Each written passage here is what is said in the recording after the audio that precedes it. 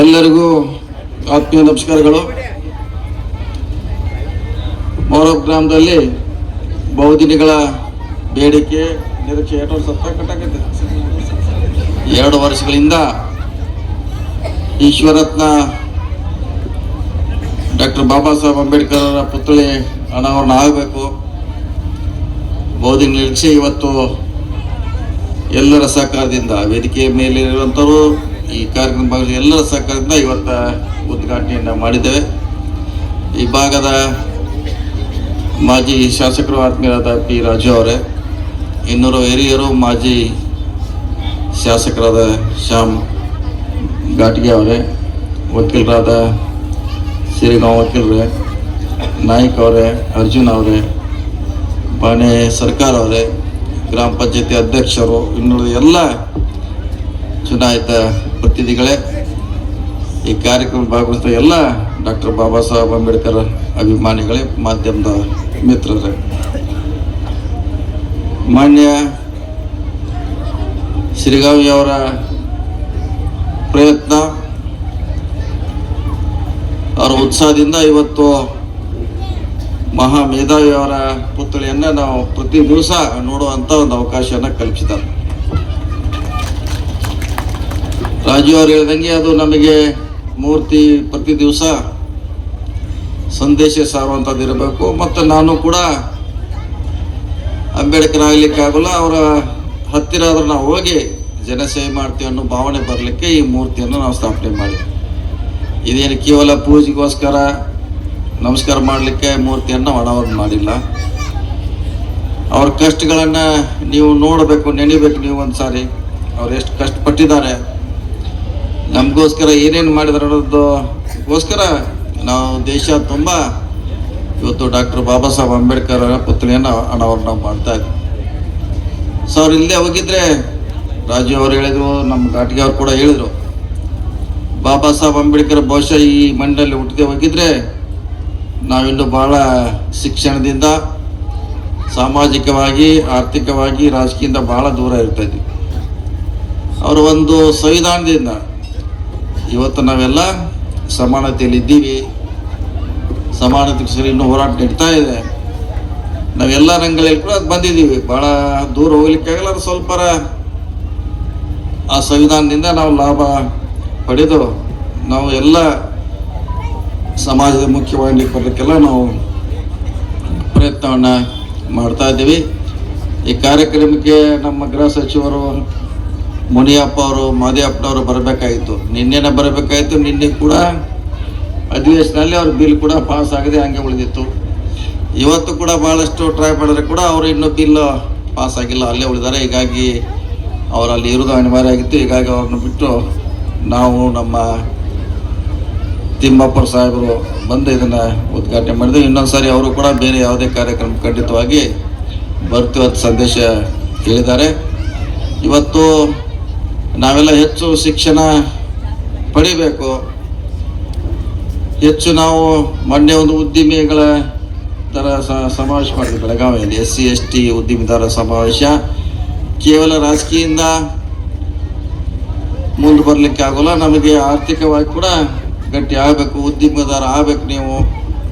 ನೀವು ನೌಕರಿ ಮಾಡೋ ಬದಲಾಗಿ ನೀವು 10 ಜನಕ್ಕೆ ನೌಕರಿ ಕೊಡುವಂಥ ಸ್ಥಾನಕ್ಕೆ ಬರಬೇಕು. ಇದನ್ನು ಡಾಕ್ಟರ್ ಬಾಬಾ ಸಾಹೇಬ್ ಅಂಬೇಡ್ಕರ್ ಹೇಳಿದರು, ನಾನು ಜನಾಂಗ ಬೇಡೋಗಳ ಕೈ ಆಗಬಾರ್ದು, ಕೊಡೋಗಳ ಕೈ ಆಗಬೇಕಂತ ಹೇಳಿದ್ರು 70 ವರ್ಷಗಳ ಹಿಂದೆ. ಇದರ ಅರ್ಥ ನೀವು ಕೂಡ ನೌಕರಿಗೆ ಹೋಗದೆ ನೀವು ಕೂಡ ಇನ್ನೊಬ್ಬರಿಗೆ ನೌಕರಿ ಕೊಡಿ ಅಂತ ಹೇಳುವಂಥ ಉದ್ದೇಶ ಅವ್ರದ್ದಾಗಿತ್ತು. ಸೊ ನೀವು ಕೂಡ ನಿಟ್ಟಿನಲ್ಲಿ ಮುಂದಾಗಬೇಕು, ಉದ್ಯಮಗಳನ್ನು ಸ್ಥಾಪನೆ ಮಾಡಬೇಕು, 4 ಜನಕ್ಕೆ ಉದ್ಯೋಗಗಳನ್ನು ಕೊಡುವಂಥ ಸ್ಥಾನದಲ್ಲಿ ನೀವು ಬರಬೇಕಂತ ನಮ್ಮೆಲ್ಲರ ಆಸೆ ಇದೆ.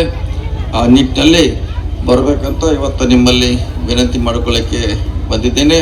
ಇವತ್ತು ಭಾಳ ದಿನಗಳ ತಮ್ಮ ಕನಸು ನನಸಾಗಿದೆ ಅಂತ ನಾವು ಭಾವಿಸ್ತಾ ಇದ್ದೇನೆ. ಅಂಬೇಡ್ಕರ್ ಅವರ ಮೂರ್ತಿ, ಬಸವಣ್ಣವರ ಮೂರ್ತಿ, ಬುದ್ಧನ ಮೂರ್ತಿ, ಶಾಹು ಮಹಾರಾಜರ ಮೂರ್ತಿ ಎಲ್ಲ ಕಡೆ ಇರಬೇಕು.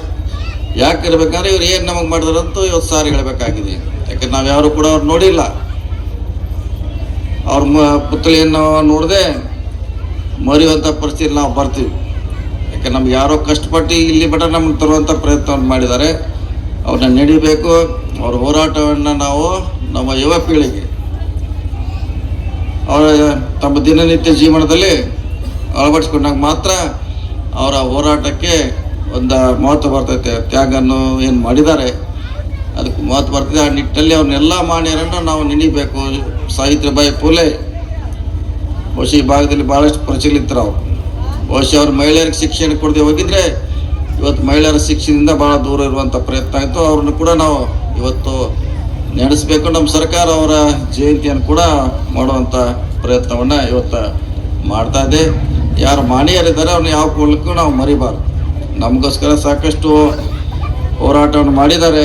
ಅವರ ಹೋರಾಟಕ್ಕೆ ನಾವು ಅವ್ರಿಗೆ ಕೃತಜ್ಞತೆಗಳನ್ನು ಅವರ ವಿಚಾರಗಳನ್ನು ಇವತ್ತು ನಾವು ನೆನೆಯುವಂಥ ಅವಶ್ಯಕತೆ ಭಾಳ ಇದೆ ಅನ್ನೋ ಮಾತನ್ನು ಈ ಸಂದರ್ಭದಲ್ಲಿ ಹೇಳುತ್ತಾ, ಡೆಲ್ಲಿಯಲ್ಲಿ ಕೂಡ ನಮ್ಮ ಇಲಾಖೆಯಿಂದ PWD ಇಲಾಖೆಯಿಂದ IAS ಅಲ್ಲೇ ಹೋಗಿ ಕೋಚಿಂಗ್ ತೊಗೋಬೇಕು. ಯಾಕಂದ್ರೆ ಎಲ್ಲರಿಗೂ ಅಲ್ಲಿ ಹೋಗ್ಲಿಕ್ಕೆ ಆಗೋಲ್ಲ. ನಾವು ಇಲಾಖೆಯಿಂದನೇ ಕಟ್ಟಡವನ್ನು ಕಟ್ತಾ ಇದ್ದೀವಿ.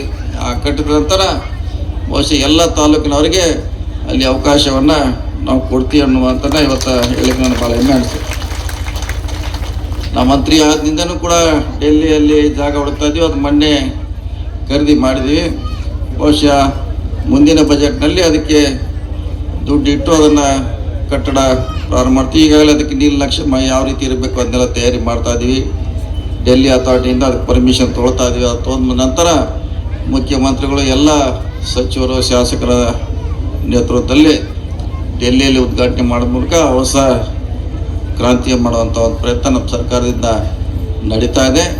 ಈ ಡಾಕ್ಟರ್ ಬಾಬಾ ಸಾಹೇಬ್ ಅಂಬೇಡ್ಕರ್ ಕೊಟ್ಟಂಥ ಸಂವಿಧಾನದಿಂದ ನಮಗೆ ಶಿಕ್ಷಣಕ್ಕೆ ಹೆಚ್ಚು ನಮ್ಮ ಸರ್ಕಾರ ವಿಶೇಷವಾಗಿ ಸಿದ್ದರಾಮಯ್ಯ ಸರ್ಕಾರ 13ರಿಂದ 18ರಲ್ಲಿ ನಮ್ಮ ಆಂಜನೇಯನವರು ಸಮಾಜ ಕಲ್ಯಾಣ ಸಚಿವರಾಗಿದ್ದರು. ಆ ಸಂದರ್ಭದಲ್ಲಿ ಭಾಳಷ್ಟು ಕ್ರಾಂತಿ ಆಯಿತು. ಭಾಳಷ್ಟು ವಸತಿ ಶಾಲೆಗಳನ್ನು ತರುವಂಥ ಪ್ರಯತ್ನ ಆಗಿದ್ದರಿಂದ ಬಹುಶಃ ರಾಯಭಾಗದಲ್ಲಿರ್ಬೋದು, ಕುಡ್ಚಿಯಲ್ಲಿರ್ಬೋದು, ಎಲ್ಲ ಕಡೆ ಶಾಲೆ ಕ್ರಾಂತಿಯನ್ನು ಮಾಡಿದ್ದೇವೆ. ಅದರ ಲಾಭ ಕೂಡ ಇವತ್ತು ಈ ಸಮುದಾಯಗಳ ಪಡಿಬೇಕಂತ ಮನವಿ ಮಾಡಿಕೊಂಡು ಭಾಳಷ್ಟು ಸಂಖ್ಯೆಯಲ್ಲಿ ತಾವು ಬಂದಿದ್ದೀರಿ. 3 ದಿನ ಎಲ್ಲ ಊರಲ್ಲೇ ಆಗಬೇಕು. ಬರೀ ಮೊರಬ್ದಲ್ಲಿ ಆದರೆ ಅಷ್ಟೇ ಅಲ್ಲ, ಎಲ್ಲ ಗ್ರಾಮಗಳಲ್ಲಿ ಡಾಕ್ಟರ್ ಬಾಬಾ ಸಾಹೇಬ್ ಅಂಬೇಡ್ಕರ್ ಮೂರ್ತಿ ಆಗೋ ಮೂಲಕ ಅವರ ಕೊಡುಗೆಯನ್ನು ನಾವು ಈ ದೇಶಕ್ಕೆ ಹೊಸ ಸಮಾಜಕ್ಕೆ ಪರಿಚಯ ಮಾಡುವಂಥ ಪ್ರಯತ್ನ ಆಗಲಿ ಅನ್ನೋ ಮಾತನ್ನು ಹೇಳುತ್ತಾ, ಅವ್ರ ಬಗ್ಗೆ ಎಷ್ಟು ಹೇಳಿದ್ರು ಭಾಳಷ್ಟು ಕಡಿಮೆ. ಅವರಷ್ಟೇ ನಮ್ಮ P. ರಾಜ ಹೇಳ್ದಂಗೆ ಅವರಷ್ಟೇ ಶಿಕ್ಷಣ ಪಡೆದಂಥ ವ್ಯಕ್ತಿ ಬಹುಶಃ ಆ ಕಾಲಗಳಲ್ಲಿ ಈಗ ಯಾರು ಪಡೆದಿರ್ಬೋದು. ಆ ಸಂದರ್ಭದಲ್ಲಿ ನಮಗೋಸ್ಕರ ಸಾಕಷ್ಟು ಶಿಕ್ಷಣ ಪಡೆದು ಅದನ್ನು ನಮಗೆ ವಾಪಸ್ ಕೊಡುವಂಥ ಪ್ರಯತ್ನ ಮಾಡಿದರೆ, ಸಾಕಷ್ಟು ನೋವುಗಳನ್ನು ಅನುಭವಿಸಿದ್ದಾರೆ. ಸಾಕಷ್ಟು ಅಸೂಯೆಗಳನ್ನು ದಾಟಿ ಅವರು ನಮ್ಮನ್ನು ಒಳ್ಳೆಯ ಬದುಕು ಕಂಡುಕೊಳ್ಳುವಂಥ ದಿಕ್ಕಿನಲ್ಲಿ ನಮ್ಮನ್ನು ಇವತ್ತು ನಿಲ್ಲಿಸಿದ್ದಾರೆ.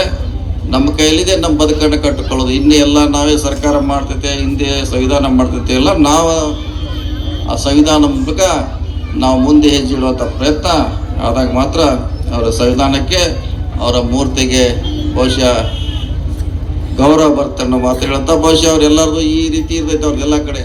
ಹಾಗೆ ಯಾಕೆ ಮಾಡಿದ್ರಂದರೆ ಅವರು ಸಂವಿಧಾನ ಅರ್ಪಣೆ ಮಾಡಿದ ನಂತರ ಪಾರ್ಲಿಮೆಂಟ್ ಅವ್ರಿಗೆ ಬಂದವರ ಪತ್ರಕರ್ತರು ಕೇಳ್ತಾರೆ, ನಿಮ್ಮ ಸಂವಿಧಾನ ಬಗ್ಗೆ ಏನು ಹೇಳ್ತಾರೆ ಅಂದಾಗ ಸಂವಿಧಾನ ಒಳ್ಳೇದು ಕೊಟ್ಟಿದ್ದೀನಿ, ಆದ್ರೆ ಅದನ್ನು ಜಾರಿ ಮಾಡುವಂಥವ್ರು ಒಳ್ಳೆ